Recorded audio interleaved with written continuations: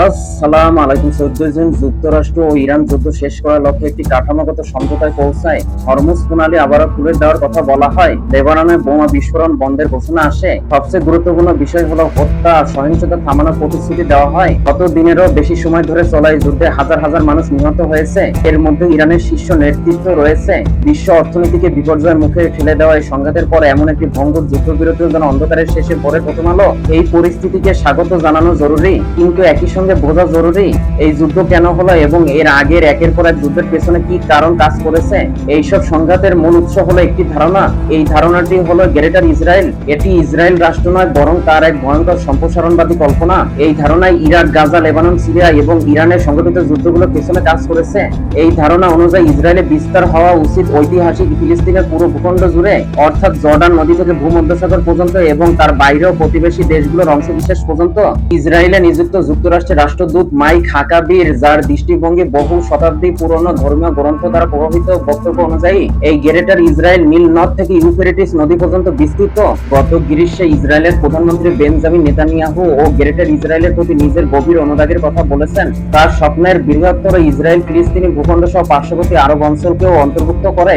এই বিপজ্জনক ধারণার দুটি উৎস রয়েছে। প্রথমত, নেতানিয়াহুর মতো ধর্ম নিরপেক্ষ কট্টরপন্থীরা মনে করেন নিরাপত্তার জন্য ইসরায়েলের জর্ডান নদী থেকে সাগর পর্যন্ত পুরো ভূখণ্ডে নিয়ন্ত্রণ থাকা জরুরি, তাতে সেখানে বসবাসকারী প্রায় 80 লাখ ফিলিস্তিনি ভবিষ্যতে যাই হোক না কেন।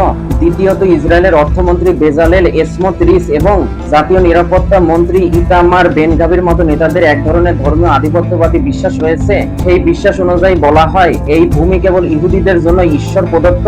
স্মোটরিচ তো সরাসরি বলেছেন ফিলিস্তিন বলে কিছুই নেই। আন্তর্জাতিক অঙ্গনে ইসরায়েলের পরমাবনতি নিয়ে প্রশ্ন করা হলে তিনি স্পষ্ট জানান, পশ্চিম তীর, গাজা, লেবানন, সিরিয়ার কোনো অংশ থেকে সামরিক নিয়ন্ত্রণ ছাড়বে না ইসরায়েল। তিনি বলেন, অন্যদের খুশি করতে আমরা আত্মহত্যা করব না।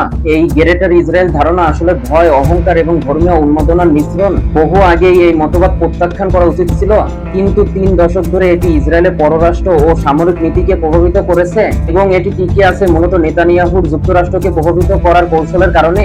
এই প্রভাব বিস্তারের ক্ষেত্রে নেতানিয়াহু দুটি শক্তিশালী মার্কিন গোষ্ঠীকে ব্যবহার করেছেন। একদিকে রয়েছেন ইহুদি জায়নবাদীরা, যারা ইসরায়েলকে নিঃশর্তভাবে সমর্থন করেন।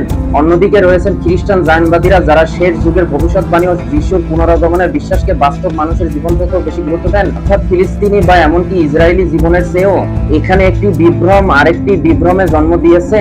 এই পথ ধরে একের পর এক যুদ্ধ হয়েছে। 30 বছর ধরে এই সংকট চলছে। ইরানের বিরুদ্ধে সাম্প্রতিক যুদ্ধ ছিল এই গ্রেটার ইসরায়েলের ভাবনারই আরেকটি রূপ।